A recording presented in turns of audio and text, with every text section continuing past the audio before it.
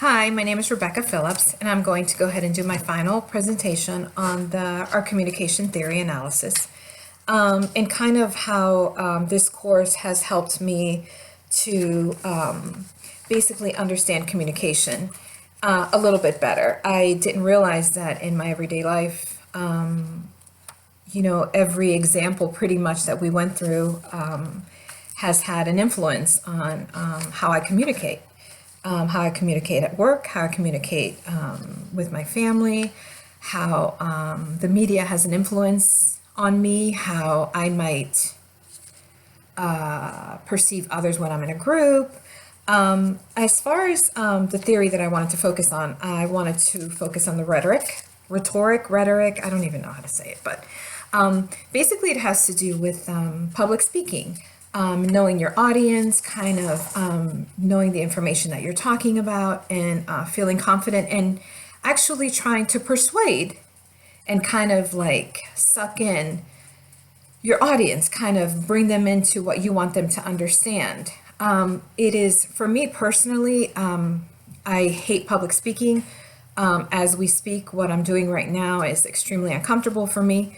But it's just one of those things that I kind of have to do for the class, and I'm kind of just like gritting my teeth to get through it. But as far as like getting in front of an audience, like I'm the type of person that is sweating, stuttering.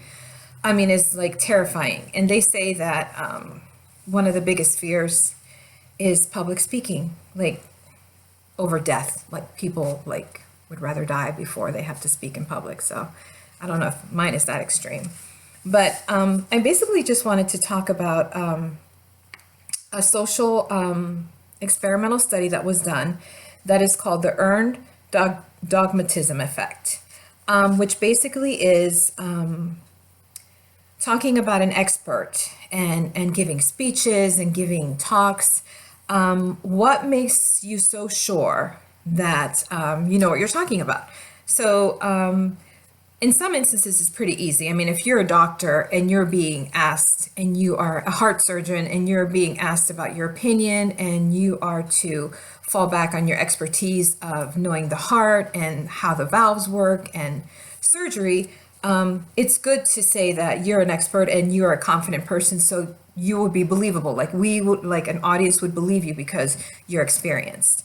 Now, there was an experiment done that basically said that a series of experiments at Loyola University in Chicago wanted to explore the idea that the roles you inhabit change the way that you behave. So if you're a teacher, for example, you're expected to behave differently in a classroom than if you're sitting at a bar. Okay, so this is also happening to people that are labeled as, is this happening to people that are labeled as experts? So like if I'm a teacher, I'm expected to act a certain way. So what about those people that are labeled as experts?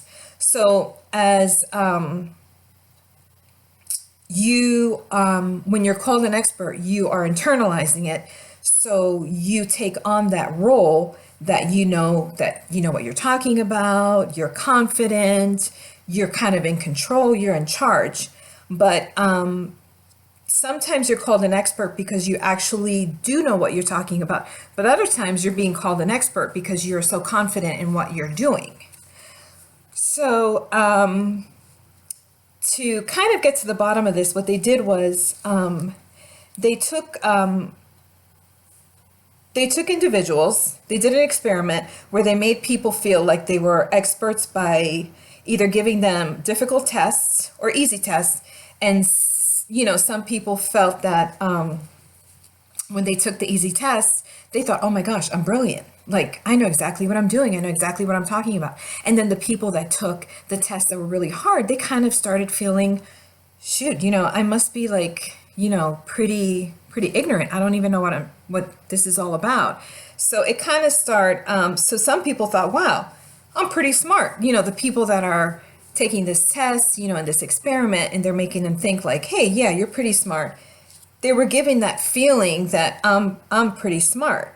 So when the people that passed the test, they felt they knew a lot. So they had artificially basically induced them with knowledge. Basically, they made them feel like they knew what they were talking about, and they made them feel like they knew more than they thought they did. They really didn't know more, but they were through trickery, through this experiment, they were giving that feeling of, oh yeah, you could do this. People feel that they have earned the right to close their ears, and if you're basically an expert, like, you don't have to listen to anybody. You basically are just, you know it all, you don't want to hear it, and you're not open to other people's opinions. And you should always, as individuals, we have to be kind of vigilant as to what is being told to us. So when somebody tells you they're an expert, or say you're watching a news, if you're a Fox person, a CNN person, and you're watching these different news outlets, when they have these people speaking on our politics, our policies, anything that's going on in the news, when they're being presented before us as experts, we tend to believe it as human beings. We tend to do that. So basically, what I'm trying to say is, just because somebody says they're an expert, it doesn't really mean that they're an expert. Like, you have to make sure that you have earned that title in your professionalism. But I guess if you're told enough that you're the smartest thing around, and you feel that you are successful in your position, and you feel that you're an expert, then people will respond to you. They won't be as closed minded if you are not given that. If I'm trying to tell you something, like right now, if I told you I was an expert on communication theory, if the first thing I tell you is I'm an expert on communication theory, you're going to think I know what I'm talking about, even though I have no clue. I only know what I've learned throughout this course. I'm really not an expert, but I could probably, I guess, BS my way through it if I needed to. So as far as like this presentation, I mean, it's kind of nerve-wracking for me, because I am not a rhetorical person. I do not like to be in the spotlight. I don't like to be in front of an audience. And it was interesting to me how, having to do this study that they did on the earned dogmatism effect, how this really truly happens. Like, I really believe it. And I always knew it, but it's like, until somebody actually like presents it to you, you're like, oh wow, yeah, you know what, that really does happen.